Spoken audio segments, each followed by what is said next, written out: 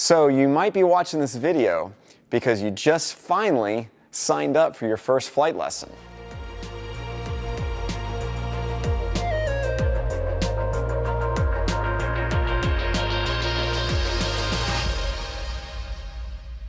I've often been asked, so what's it like to take your first flight lesson? What can I expect on my first flight lesson, my discovery flight? So congratulations if you actually have signed up to take that first flight lesson, because that's the most important step, getting started. Probably one of the hardest steps too, is just getting started. So behind me is our Cessna 172.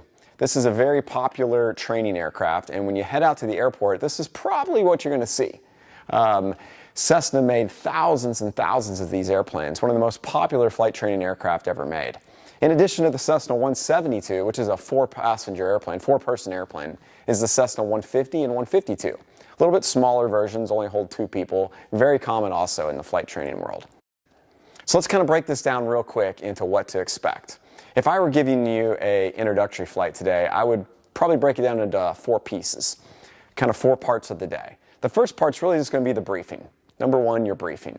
You'll sit down at a desk, probably talk with your instructor for maybe 15 minutes about what you can expect, the things that we look for and the things that we're going to go out and do. As an instructor myself, I try never to surprise my students. I want you to always know what you're going to expect when you come out and go fly. That's really what the briefing is just talking about what to expect. After that, you'll walk out to the airplane with your instructor and you'll do a pre-flight inspection. So I know every time you get in your car, you probably do a very thorough pre-drive inspection, right? You check the fuel, you check the tires, you check all the lights, you make sure the car is very safe before you get on the road. No, you don't. I know you don't do that. Nobody does that. But what you're going to find in airplanes is we're overly conscientious about safety with airplanes. We go a lot further on every step of everything we do to ensure that the airplane is going to be as safe as it can be. And so before we even get in this airplane, even think about moving it, we're going to do a thorough pre-flight inspection. You'll probably grab a checklist with your instructor and you'll walk around the airplane following the instructions on the checklist. Maybe on your first time, your instructor will just guide you through the inspection. You're making sure that everything that's supposed to be there is there and in an operational, all the nuts and bolts and screws are where they're supposed to be. The airplane's got the right amount of fluids in it, gas and oil. And you'll spend maybe 15 minutes doing that. Take a little bit longer the first time. After that, you'll get in the plane and you'll run through another checklist and start the airplane up. Your instructor will probably have you read the checklist and do everything on the list. It's not overly complicated, but there are a handful of items that would be easy to overlook if you tried to do them all from memory. Once the engine's started up, ready to taxi. This is going to be the hardest thing that you do in the entire day is taxi. Yes, it's harder than actually flying the airplane, especially when you're new to it. Why? Well, it's not that it's hard to taxi the airplane. It's just totally different than what you're used to navigating on the ground in your car. You know, in your car, you turn with the wheel, obviously. In the airplane, even though we have a control wheel, we call it a yoke control wheel, you don't use it on the ground. You don't use it actually to make the airplane move, at least. You'll use your feet. You'll use your feet to push back and forth on rudder pedals that will help navigate the airplane left and right. That, in a combination of the brakes, unlike your car, where you only have one pedal that controls all 4 of the wheels, you have individual pedals that control individual brakes. Your instructor will elaborate on that. So you'll taxi out to the runway. Depending on what kind of airport you're at, you may or may not be talking on the radio.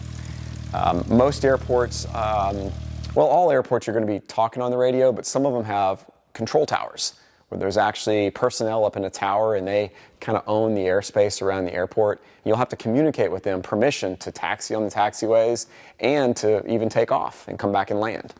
Some airports have uncontrolled fields, meaning that you still talk on the radio, but it's kind of like talking to your friends on the phone. You know, they're just kind of hanging out in your neighborhood, flying around, stating your position. But your instructor will walk you through all that. So after you taxi out to the runway, you will do an engine run-up checklist. Again, you'll grab your trusty checklist and you'll run through a handful of items to ensure that the airplane is safe. Not like when you're in your car, is it? How often do you stop at the exit of your neighborhood and run through a checklist real quick to make sure that your car is going to be safe to get on the highway? I know you don't do that. We do that in airplanes though, because again, we take every measure that we possibly can to ensure a safe flight. So you'll run through a series of checks on the airplane just to make sure the engine is operating the way it should. And then you'll get permission if you're at a towered airport, pull out on the runway. And believe it or not, your instructor probably is going to let you take off for the first time. I know that sounds a little intimidating, but trust me, this is a lot easier than it might appear. Your instructor will be on the controls with you the whole time. He'll give you some guidance for what to do as you're rolling down the runway. When you get enough airspeed, you'll pull back on the control wheel and the airplane's just going to lift off. And you'll remember that moment for the rest of your life. Because I do, and trust me, you will. 34 years later, I can still remember exactly what it looked like, what it sounded like when I lifted that airplane off for the first time. And most likely, that's when the addiction will start. You will probably become highly addicted to flying after you lift that little Cessna off for the first time and you look down at the ground below you. So in flight, depending on the school or where you're at, you'll probably spend maybe 30 minutes, maybe an hour at the most in flight, just doing some basic maneuvers. It's a discovery flight, right? So what's the purpose? Just allow you to discover what it might be like if you went down this road.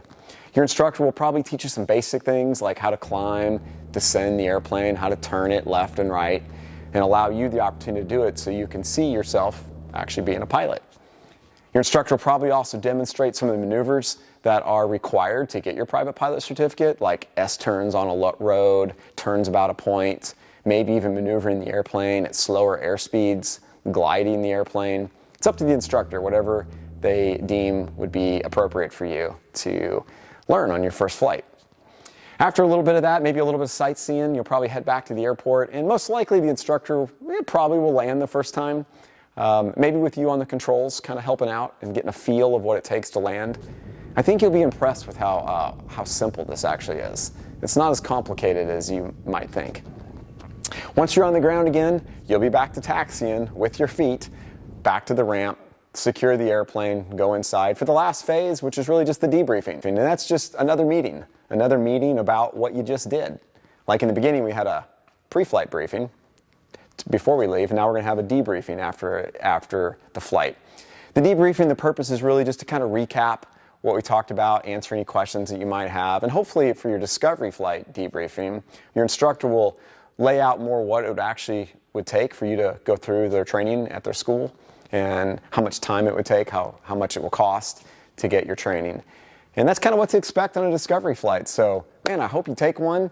If you've got one scheduled and you have more questions, please ask. I'll do anything I can to help you out and answer any questions you might have. If you've just taken a discovery flight or you're reminiscing about the discovery flight you've taken years past, like myself, let me know about that too. I'd love to hear your experiences, and I hope to see you out there flying a Cessna 172 around somewhere soon.